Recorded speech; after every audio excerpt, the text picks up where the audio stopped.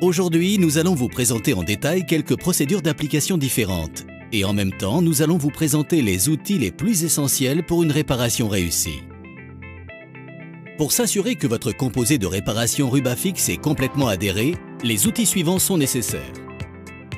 Si vous n'êtes pas sûr pour les exigences de sécurité conseillées par le site internet, s'il vous plaît, veuillez vérifier avec votre surveillant.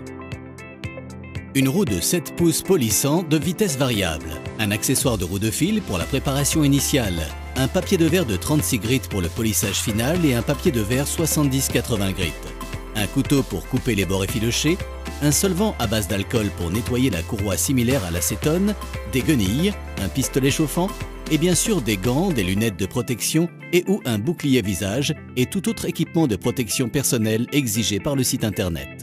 Pour préparer correctement la surface du rubber, coupez les bords effilochés et effilochez les bords de la réparation ou de la cannelure à 35-40 degrés pour assurer l'adhérence maximale du rubber. S'il y a une fissure complète des deux couvertures, la supérieure ainsi que l'inférieure, il faut qu'elle soit effilochée et préparée pour assurer la liaison maximale.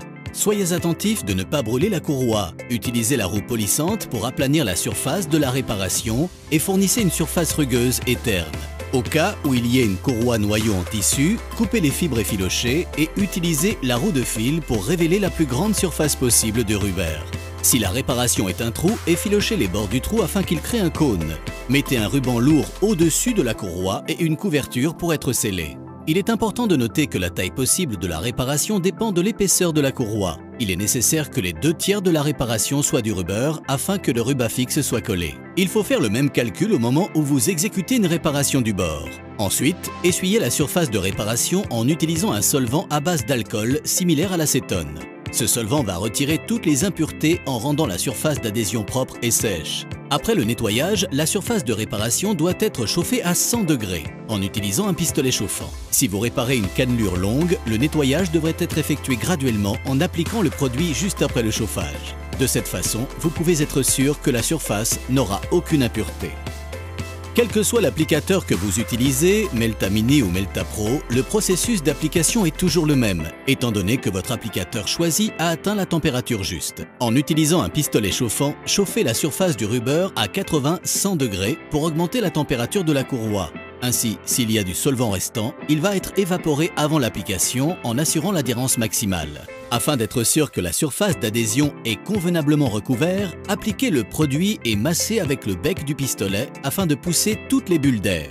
Au moment où la couverture initiale est complétée, remplissez tout simplement la réparation avec Rubafix et retirez toutes les bulles en massant avec le bec chaud. Si nécessaire, le bec plat peut être utilisé comme un grattoir chaud pour niveler la réparation. Au cas où la réparation est effectuée dans un angle, remplissez graduellement par couche avec Rubafix pour éviter l'écoulement du produit en dehors de la surface de la réparation.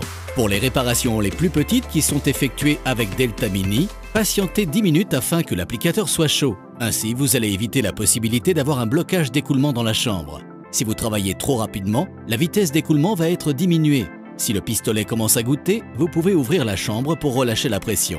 Quand vous utilisez le Melta Pro pour des réparations assez grandes, telles que les cannelures longues, soyez attentifs et vérifiez la température du produit au moment où il sort du bec. Si vous notez que le produit bout, vous pouvez régler la température du réservoir et du bec plus bas en utilisant le panneau de contrôle.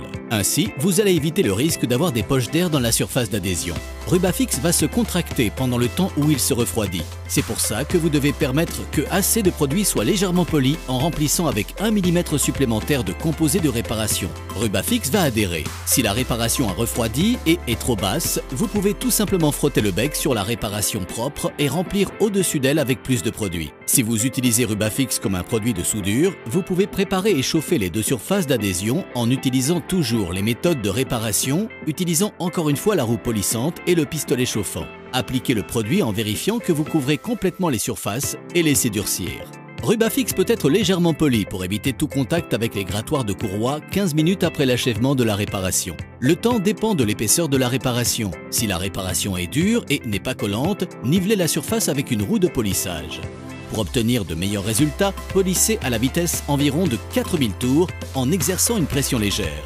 Étant donné que la surface de Rubafix va se réchauffer pendant le polissage, utilisez la direction de la roue de polissage pour manipuler en enduisant les bords de composés de réparation pour éviter tout contact avec les grattoirs de courroie. De cette façon, la réparation ne quittera pas sa surface d'adhésion. Si vous effectuez une réparation de taches ou une réparation de trous, polissez tout autour de la réparation pour être assuré que le badigeon a été enduit sur tous les bords. S'il y a une cannelure, il est préférable de polir la longueur de la réparation plutôt que son travers. Dès que le polissage sera achevé, Rubafix aura besoin d'une demi-heure en moyenne pour refroidir et durcir. Le temps de durcissement dépend du volume de la réparation. Pour être assuré que Rubafix est complètement adhéré, surtout pendant le temps de séchage, dès que la réparation n'est plus collante et les surfaces d'adhésion sont scellées, versez de l'eau glacée sur la réparation afin qu'elle refroidisse complètement et arrive à sa température optimale de soudure. Le processus final de séchage sera plus ou moins long selon la température ambiante. Pour obtenir de plus amples informations ou si vous avez besoin d'assistance, contactez nos représentants locaux de Rubafix ou rendez-vous sur rubafix.com.